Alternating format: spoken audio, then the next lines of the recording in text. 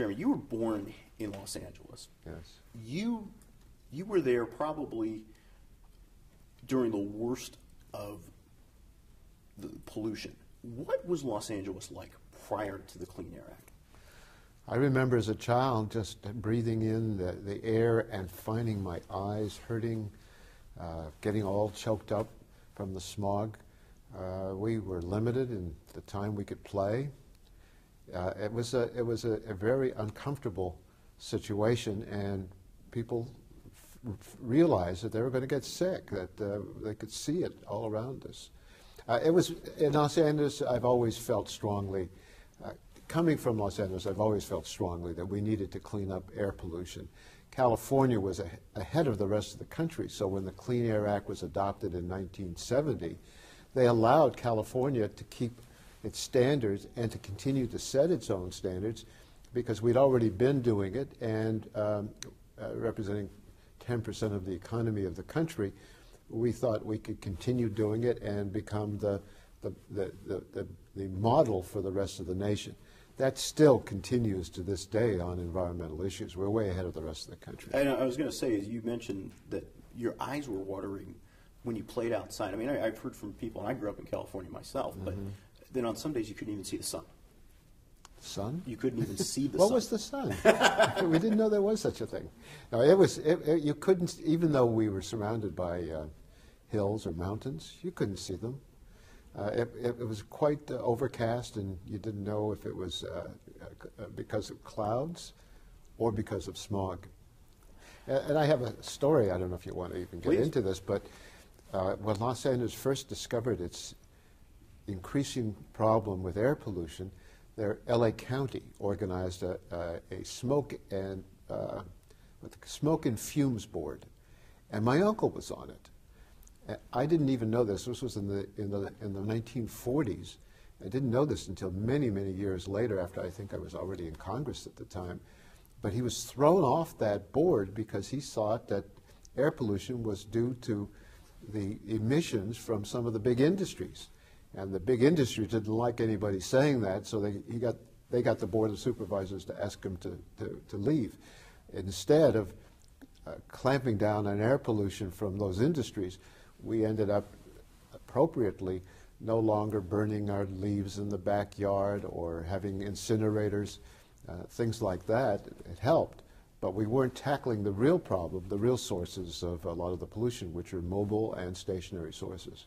How much do you think actually the Clean Air Act impacted that after 1970? You talked about California being able to build on the levels, but in terms of, for California and maybe even the rest of the nation, how much impact did the Clean Air Act have on, say, lifting that veil of smog over LA? Clean Air Act has been very, very successful law, not just for California, but for the whole country. We've cut air pollution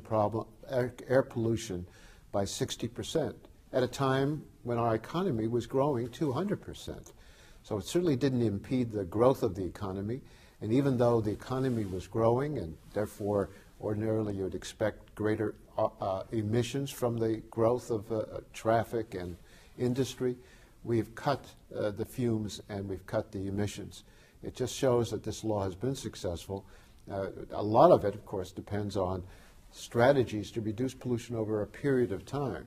For example, the automobiles and other motor vehicles have had to become cleaner for newer vehicles, and as the newer vehicles replace the older ones, we get a reduction in air pollution, even though there are more vehicle miles traveled by motor vehicles in any and everywhere in the United States.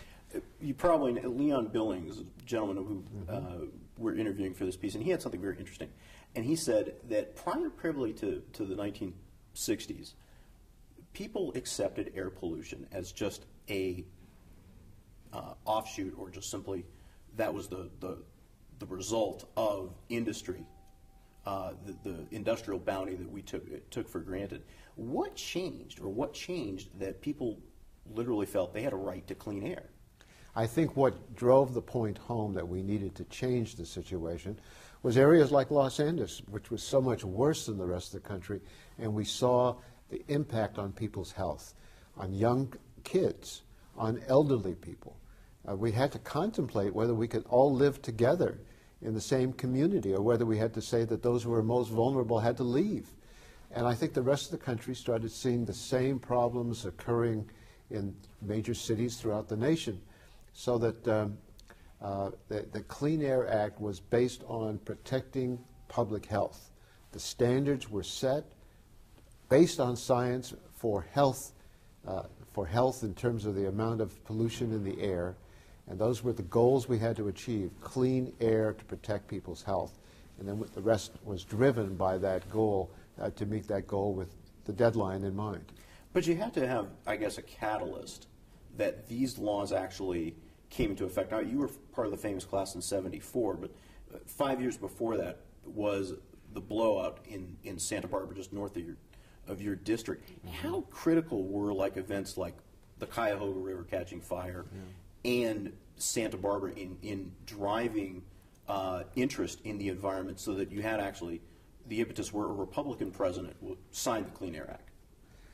I think that as we looked at environmental problems all over the country, the fire in the Cuyahoga River in Ohio, problems off the coast in Santa Barbara, air pollution in our major cities, our natural pristine areas of national parks being so polluted that you couldn't see from one part of the park to the other.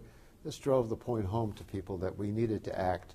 And while California had already started in the 60s, in 1970 the Clean Air Act was adopted initially. There had been important revisions of it, but in 1970 it was adopted, and it was adopted by a strong bipartisan move by the Congress and the Republican president to put in place a law that would reduce the harm to public health from air pollution and clean up the air to make sure that other places didn't end up dirty and unhealthy as we saw in some of the urban areas.